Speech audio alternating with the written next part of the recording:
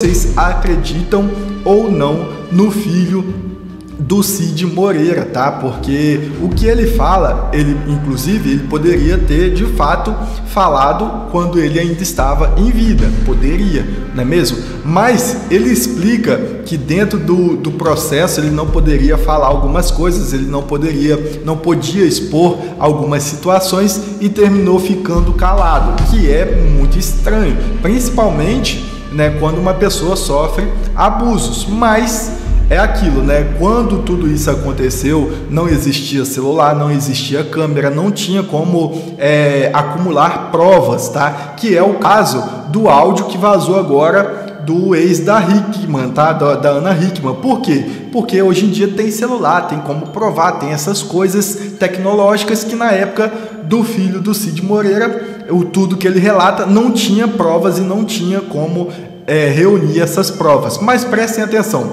o filho de Cid Moreira sofria abusos várias vezes por semanas, segundo relatos dele, tá? Responsável pela caracterização dos atores de Mania de Você, novela das 9 da TV Globo, o cabeleireiro Roger Felipe Moreira.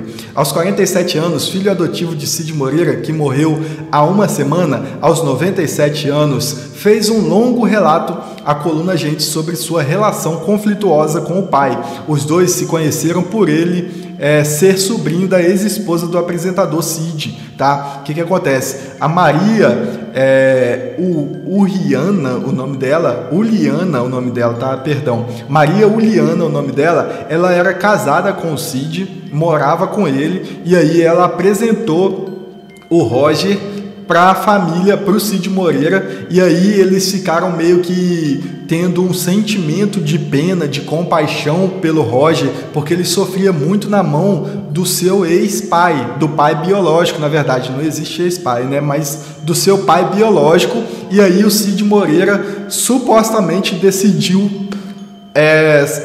adotar o Roger, tá? O que ele conta é que essa adoção, ela aconteceu quando o Cid Moreira já estava com a quarta esposa, que já é a que tem um conflito por conta da herança do Cid Moreira, tá? Enfim, segundo conta Roger, aos 14 anos ele foi morar na casa de Cid no Rio de Janeiro. Meses depois, abusos começaram a acontecer. E como essa intimidade gerou burburinho, o jornalista logo oficializou o processo de adoção. Então esse é o detalhe que ele conta. Ele conta que essa adoção veio por conta desses abusos que estavam acontecendo, e aí para ele garantir que o filho dele ou o filho adotivo dele não abrisse a boca para contar nada para ninguém, resolveu colocar ele oficializar o processo de adoção e manter ele praticamente sendo vigiado 24 horas por dia, que é o que conta o Roger, tá? E aí, pessoal, isso diz muito a respeito do Cid Moreira em relação ao filho dele, porque o que ele conta é que tudo que ele fazia, inclusive o Cid, ele de fato foi visto várias vezes com o Roger, inclusive na Rede Globo, né? Andava nos corredores da Rede Globo. O que o Roger conta é que ele era chamado de garotão do Cid lá na Rede Globo. Imaginem só, né, como que era o tratamento dele diante de estar 24 horas ligado ali, entrelaçado com o Cid, sem poder nem mesmo estudar, porque ele falou que ele estudava antes de ir para a casa do Cid Moreira, e chegando lá ele não pôde nem completar os estudos, não pôde nem dar sequência estudando, tá? Que é o que ele mais queria e que ele achava que ele iria conseguir uma oportunidade melhor na vida através dos estudos, mas ele não conseguiu estudar porque, segundo ele, o Cid Moreira não deixava ele estudar. Quando eu conheci o Cid quando eu tinha 9. Quando eu vim pro Rio Você conheceu o Cid quando você tinha 9 anos, como? Porque ele era casado com a minha tia, Juliana. Sua tia mora onde? Ela morava no Rio de Janeiro, ela tinha mudado pro Rio, aí aqui no Rio ela conheceu o Cid e aí casou com ele, então, e a gente morava lá no Rio Grande do Sul. Então todo ano ela ia lá pra fazer uma visita pra gente, pra visitar a gente, pra ficar lá na terra. E aí foi assim que eu tive contatos com ele várias vezes, né, lá em casa. Tá, aos 9 anos. E você veio morar com o Cid com quantos anos? Eu vim, na realidade, pra passear quando eu tinha 14, foi em 2000, vim passear no Rio e aí o Ele Cid ainda era casado com a sua tia? era casado. Não, ele foi casado com ela até 2005, eu acho, mais ou menos. Porque ele só casou com a Fátima quase no final de 2000 era quase 2007, né, que o casamento dele só se concretizou quase em 2007. E aí eu vim pro Rio pra passear, né, primeiro momento, aí o Cid gostou muito de mim, aí eu acabei ficando. Ele fez uma proposta para que eu trabalhasse com ele de secretário. Isso aos 15 anos? 14. 14 anos, É. tá. E aí você ficou? E aí eu acabei ficando, aquilo pra mim era uma grande oportunidade, né, vindo lá do Rio Grande do Sul, garoto humilde e tal, vindo pro Rio, trabalhando com Cid Moreira, indo pra TV Globo e tal, pra mim era um grande privilégio. Tá, e nessa fase, aos 14 anos, você veio, aí óbvio que você começou a ter a sua vida normal, você ia pro colégio, estudava Não. tudo. Quando eu vim, eu me lembro até hoje, era em outubro. Como assim, você não estudava? Não, quando eu vim pro Rio, não pude continuar aquilo ali. Ficou-se estipulado que quando começasse o ano, né, como ele resolveu que eu ia trabalhar, quando começasse o ano eu voltaria para os estudos. Só que isso não aconteceu. Então, espera um pouco. Então, quer dizer, você veio morar aos 14 anos e depois disso você nunca mais estudou? Nunca mais. Mas por quê? Porque ele não queria, porque ele falava que depois de um tempo eu comecei a ser tratado como filho, né? Para todo mundo eu era filho. Então o que ele abordava era o seguinte: você é meu filho, você não precisa, você não vai precisar disso, você vai pro colégio, vai se envolver com pessoas com droga, vai se envolver com gente que não presta. Então essa era a desculpa para que eu não fosse. Tá, mas você é filho dele, então você não precisa estudar porque já tinha talvez... Como se tivesse a vida garantida por ser filho dele. Então você fez até que série? Eu fiz... Não, porque depois em 2006 a gente teve vamos dizer aí, um desentendimento, porque a minha irmã ficava falando: não, tu tem que estudar sim, porque não pode fazer isso, de não deixar tu estudar e tal. Então a gente teve um pequeno desentendimento e eu voltei pro Rio Grande do Sul e nesse período eu estudei. Então quando eu voltei para lá, que foi 1 ano, deu um intervalo de 1 ano. Aí eu voltei, arrumei um emprego de carteira assinada, tenho até carteira assinada e tenho também o histórico escolar desse período. Aí eu fiz um supletivo de 1º e 2º grau.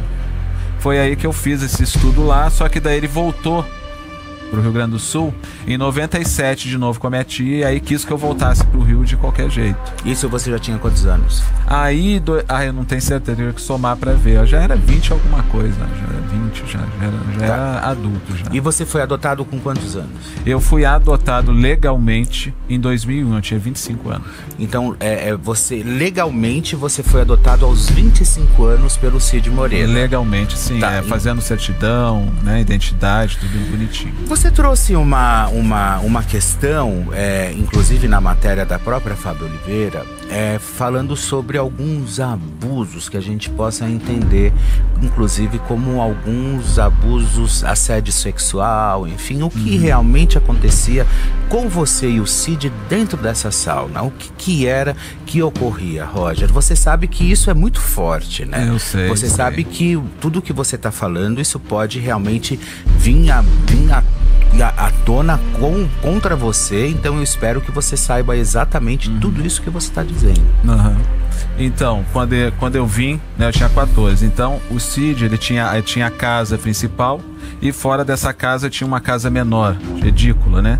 Nessa edícula embaixo tinha uma sauna e uma mini academia. Você subia uma escada e em cima era o estúdio, onde tinha uns equipamentos de gravação, computador, a mesa, um escritório, né? E era ali que a gente passava o dia inteiro naquele local. Então um dia desses, isso depois eu tô falando de alguns meses depois, tá? 2, 3 meses depois.